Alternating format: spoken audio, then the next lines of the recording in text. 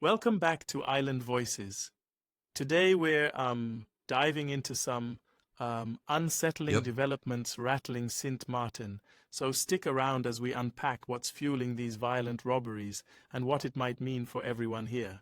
absolutely. We've got reports of daylight heists, masked gunmen, and even jet ski escapes, which just, yeah, it's wild, right? Right, and let's start with the basics. There have been, these armed robberies like the one on AT Illage Road near Divico and another one at Wingley Supermarket. Both incidents involved masked assailants with firearms making off in a stolen black Nissan Kicks. That's Mm-hmm. not your everyday petty theft anymore. Exactly. And um, there's also that case in the French Quarter, on the Saint Martin side, where a suspect was nabbed mid-robbery at a Chinese grocery store, right? Yep, exactly right. What's really striking here is how brazen these acts are. We're not just talking about opportunistic crimes, but well-coordinated operations across multiple locations, even with cross-border hints. Indeed. So, what do you think is driving this uptick? Economic strain, perhaps? Or is it more about the criminal confidence boost from low risks of capture? Oh, it's a mix. I mean, after the whole pandemic hit, there's been serious economic pressure. Companies struggling, people's livelihoods unstable.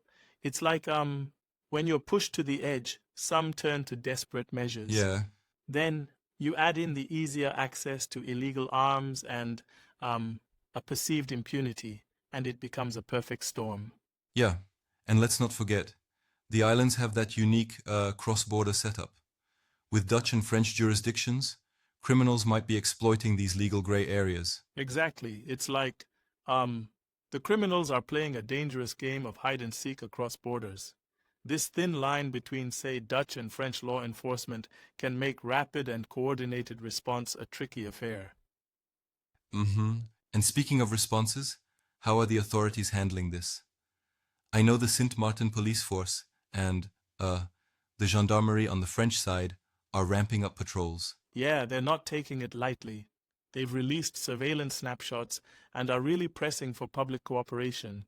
It's like, um, every tip might be the missing puzzle piece to solve these crimes. Right. They're even coordinating with the prosecutor's office to, bring the culprits to justice. But sometimes all that increased patrol and media attention feels reactive rather than actually tackling the root causes. Don't you think there's a risk that um, security might spike for a bit and then fade back? That's a solid point. I mean, if you only step up security after a flashy robbery, then you're always a step behind. The criminals might just adapt and continue. Yep, absolutely. Sustainable measures like strengthening community policing and better cross-border intelligence sharing seem key here. Right. And it's interesting too how these crimes are also fueling fear among residents and business owners. Imagine feeling unsafe in what used to be vibrant, lively neighborhoods. Oh, for sure. There's a real sense of mistrust and anxiety now. Small business owners are seriously worried about robbery losses, skyrocketing insurance premiums, and even the possibility of having to close shop if things get too risky. And it's not Mm-hmm, just yeah. about money, it's about the overall community spirit and feeling of security. And for tourism, this is a real bombshell. St. Martin's economy depends so heavily on visitors that any rumor of dangerous conditions could really hurt. A single viral video or news snippet could turn away tourists in droves. Right. It's like a domino effect. Instability in safety means potential tourists might cancel their plans, hotel bookings drop, and that directly impacts local income. Yeah, exactly. The ripple effects are huge. So, what could actually make a difference? Is it just more patrols, or do we need something more systemic? I'd say it's both, really. I mean, enhanced patrols are immediate, but long-term fixes need community engagement and economic support. It's like, um, you wouldn't just slap a band-aid on a deep cut, right? You need real Right, treatment. totally. That makes a lot of sense. And then there's the idea of community policing, where citizens actively participate through anonymous hotlines or neighborhood watch programs, making the community a partner in the process rather than just a bystander. Exactly. Community trust and active involvement are paramount. But we've also got to get the judicial side working smoothly. Real convictions, meaningful sentences, to show that, crime truly does have severe repercussions. For sure. And another thing, how about the need for economic support and job creation programs?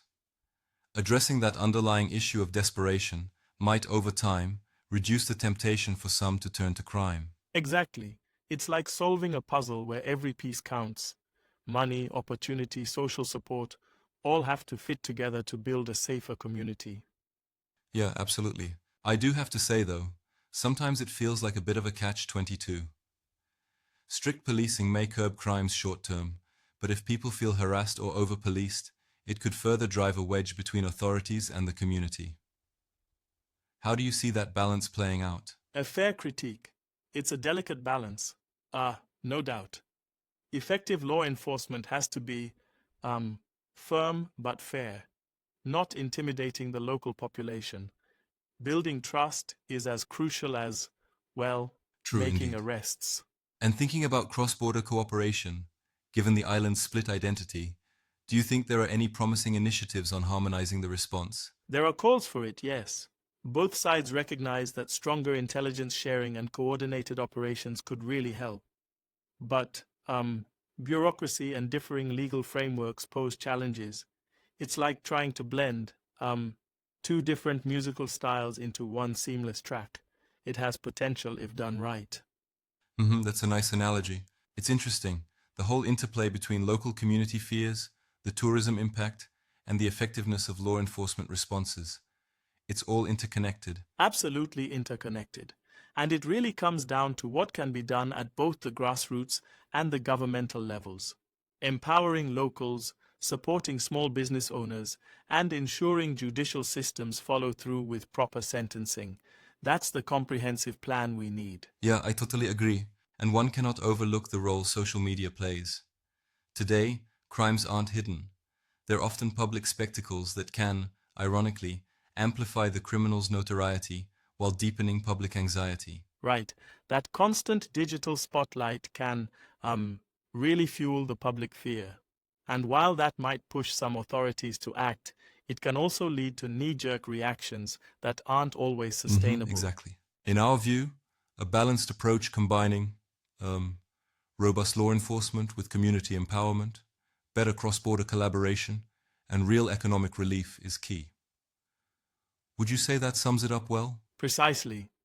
It's like juggling several priorities at once: security, trust, economic well-being, and fair legal practices. All must be addressed simultaneously to break this cycle. Yes, spot on. And as we wrap up our deep dive, it's clear that while these incidents paint a worrying picture, there's also a clear roadmap on how to move forward through collective effort and smarter policy. Right. The road ahead demands experimentation, openness, and, community collaboration. Strengthening these ties might just be the key to restoring trust and safety on the island. Absolutely. Thanks for joining us on this deep dive into the pressing issues facing Sint Maarten. We hope our discussion sheds some light on the complexities and potential solutions here. Yes, we appreciate you listening and, staying engaged with these vital topics. Keep your eyes open, share responsibly, and let's all work together to build a safer community. Right on. Stay safe out there, and we'll catch you next time on Island Voices.